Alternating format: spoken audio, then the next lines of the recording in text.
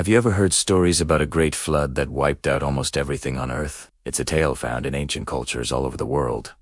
But one of the most famous versions comes from the book of Genesis. It's the story of a man named Noah, his family, and a gigantic boat built to save life itself. This isn't just a story about a big rainstorm. It's a profound narrative about humanity, faith, and a second chance for the world. So, grab a seat and let us journey back in time to explore the incredible story of Noah's Ark and the Great Flood. According to the ancient texts, there was a time when the world had become a place of great wickedness. The earth was filled with corruption and violence, and it grieved God to see what humanity had become. However, amidst all this chaos, there was one man who stood out. His name was Noah. Noah was described as a righteous man, blameless among the people of his time, and he walked faithfully with God.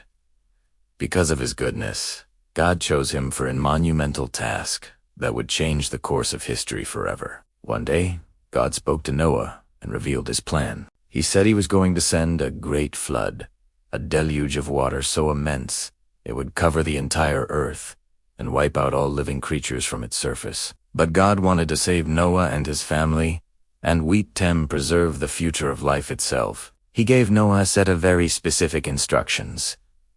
Build yourself an ark of cypress wood. This was no ordinary boat. God detailed its exact dimensions: 300 cubits long, 50 cubits wide, and 30 cubits high. To put that in perspective, that's about 450 feet long, 75 feet wide, and 45 feet high, longer than a football field and as tall as a 4-story building.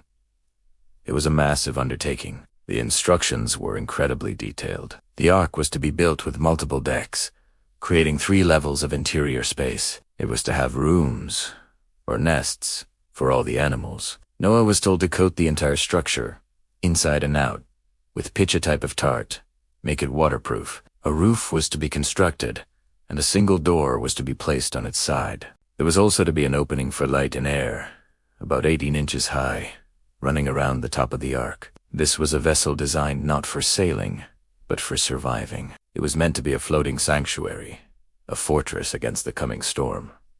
Imagine the scene. Noah begins this colossal building project in the middle of dry land. His neighbors must have thought he was completely out of his mind. Here was this man, day after day, working with his sons, Shem and Japheth, cutting down trees, shaping the timber, and piecing together this enormous vessel. People likely mocked him, laughed at him, and questioned his sanity. Why build a boat when there's no water in sight? But Noah's faith was unshakable. He didn't question the command. He simply obeyed. For years, the sound of hammers and saws filled the air as the ark slowly took shape, a silent testament to Noah's trust in a promise that was yet to be seen. Then came the next part of the instruction, which was just as astounding. God told Noah to gather animals from every species on earth. He was to bring 2 of every kind, a male and a female of all the birds, all the livestock, and all the creatures that move along the ground. For the clean animals, those that were ritually pure, he was to bring 7 pairs of each. This was to ensure that after the flood, these species could repopulate the earth. Can you picture the procession? Animals of all shapes and sizes, from all corners of the world, making their way towards the ark, not in a chaotic stampede, but in an orderly fashion, guided by a divine hand. Alongside the animals, Noah had to stock the ark with food. He needed enough provisions to feed his family himself, his wife, his 3 sons, and their wives, and every single creature on board for the duration of their time on the water. This meant gathering and storing vast quantities of grains, fruits, and fodder. Every corner of the ark had to be filled. It was a monumental logistical challenge, but Noah followed every command precisely. He did everything just as God commanded him. When the ark was finally finished and fully stocked, and all the animals were safely aboard, Noah and his family entered the vessel. Then, the Bible says, the Lord shut him in. The single door to the ark was sealed, not by Noah, but by God himself. This marked the final moment of the old world. For 7 days, they waited inside the ark. Outside, the world continued on as usual, oblivious to the impending cataclysm. And then it began. The flood didn't start with a simple rainfall. The scriptures describe it in epic terms. All the springs of the great deep burst forth, and the floodgates of the heavens were opened. It was a two-pronged assault of water. Water erupted from beneath the earth, and torrential rain poured down from the sky. This wasn't a storm. It was the decreation of the world. The rain fell for 40 days and 40 nights, relentlessly and without stopping. The waters rose higher and higher, lifting the massive ark off the ground. The water level swelled, covering the plains, then the hills, and finally, even the highest mountains on earth. Every living thing on the surface of the land, people, animals, birds, was swept away. Only Noah, his family, and the creatures inside the ark survived, floating safely on the surface of a worldwide ocean. Inside the ark, it must have been a strange and surreal existence. The constant rocking of the waves, the sounds of the animals, the darkness broken only by the single window, and the knowledge that they were the only survivors of a drowned world. The waters prevailed upon the earth for a total of 150 days. After this time, God remembered Noah and all the creatures with him in the ark. He sent a wind to blow over the earth, and the waters began to recede. The springs of the deep and the floodgates of the heavens were closed, and the rain stopped. The water level slowly but surely started to drop. On the 17th day of the 7th month, the ark came to rest on the mountains of Ararat. Even though the ark had landed, the world was still submerged. It took many more months for the water to recede, enough for the tops of the mountains to become visible. Noah was patient. After 40 days, he sent out a raven, which flew back and forth until the water had dried up from the earth. Then, he sent out a dove to see if the waters had receded from the ground. The first time, the dove couldn't find a place to perch and returned to the ark. Noah waited another 7 days and sent the dove out again. This time, it returned in the evening with a freshly plucked olive leaf in its beak. This was the sign Noah had been waiting for, a symbol of new life, and that the land was beginning to heal. He waited 7 more days and sent the dove out one last time. It did not return, signaling that the earth was now dry enough for it to live. Finally, after more than a year aboard the ark, God spoke to Noah again. "Come out of the ark, you and your wife and your sons and their wives. Bring out every kind of living creature that is with you, so they can multiply on the earth and be fruitful and increase in number on it." So Noah, his family, and all the animals disembarked, stepping out onto a clean, new, and empty world. The first thing Noah did upon leaving the ark was to build an altar, Echuk, Sum of Alel. The clean animals and birds, and offered a sacrifice of thanksgiving to God for their deliverance. This act of worship was pleasing to God, who then made a covenant, a sacred promise, not just with Noah, but with all of humanity and every living creature for all generations to come. He promised that never again would he destroy all life with the waters of a flood. And as a sign of this everlasting covenant, God set a rainbow in the clouds. He said, "Whenever I bring clouds over the earth, and the rainbow appears in the clouds, I will remember my covenant, and the waters will never again become a flood to destroy all life." So, the next time you see a rainbow arching across the sky after a storm, remember the story of Noah.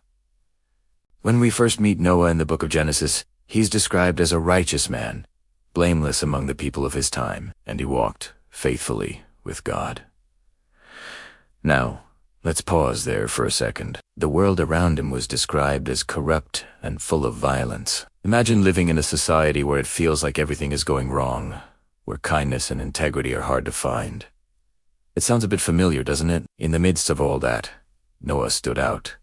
He wasn't just another face in the crowd. He was different. This is our first big takeaway. The power of individual character. In a world that often pulls us in a million different directions, Noah's story reminds us that it's possible to maintain our integrity and walk our own path, guided by our principles and our faith. Then comes the big instruction. God tells Noah to build a massive ark. We're talking about a vessel about 450 feet long, 75 feet wide, and 45 feet high, and he's supposed to build it in the middle of dry land. Can you imagine? There were no power tools, no construction cranes, no online tutorials, just a divine command and a monumental task. The Bible doesn't record Noah questioning it. He didn't say, "God, are you sure? A boat this big? Here, people are going to think I'm crazy." He simply listened and obeyed. This is a profound lesson in trust. How often do we feel a nudge to do something, maybe start a new project, help someone in need, or make a significant life change, but we get bogged down by doubt. We worry about what others will think, whether we have the skills, or if it will even work out. Noah's faith wasn't a passive belief. It was an active trust that led to radical obedience. He trusted that God knew what he was doing, even when it made no logical sense from a human perspective. Think about the sheer scale of the project. Scholars estimate it could have taken Noah anywhere from 50 to 100 years to build the ark. That's a lifetime of work, a lifetime of dedication to a single, seemingly absurd project. Every day, he would have woken up, picked up his tools, and gone to work on this giant boat. Meanwhile, his neighbors were probably laughing, mocking him, and calling him a fool. Look at old Noah, building a boat in the desert. This is where perseverance comes in. Noah's faith wasn't a one-day decision. It was a long-term commitment. He faced daily ridicule and doubt, not just for a week or a month, but for decades. His story is a powerful reminder that things worth doing often take time and require us to push through opposition and discouragement. It teaches us to stay focused on our calling, to keep putting in the work day after day, even when we don't see immediate results, and even when the world around us doesn't understand. So, how does this translate to our lives today? First, let's talk about being countercultural.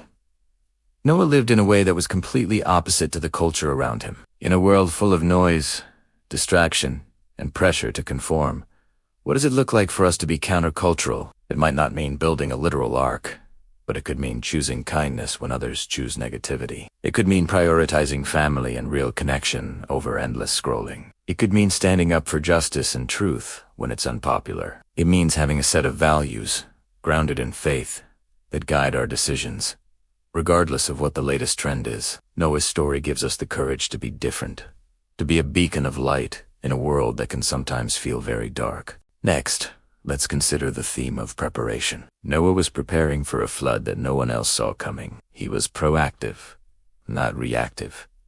In our own lives, what are we preparing for? This doesn't have to be about doomsday scenarios. It can be about spiritual, emotional, and practical preparation. Are we investing in our spiritual health through prayer, meditation, or reading? Are we building strong, supportive relationships that can weather life's storms? Are we developing our skills and talents so we're ready for new opportunities? Noah's obedience wasn't just about building. It was about preparing his family for a future that God had planned. It encourages us to be forward-thinking, to look beyond our immediate circumstances and build a life of substance and purpose that is ready for whatever comes next. We might not be preparing for a literal flood, but we are all preparing for the challenges and opportunities that life will inevitably bring. Another key aspect is Noah's role as a messenger. The New Testament refers to Noah as a preacher of righteousness.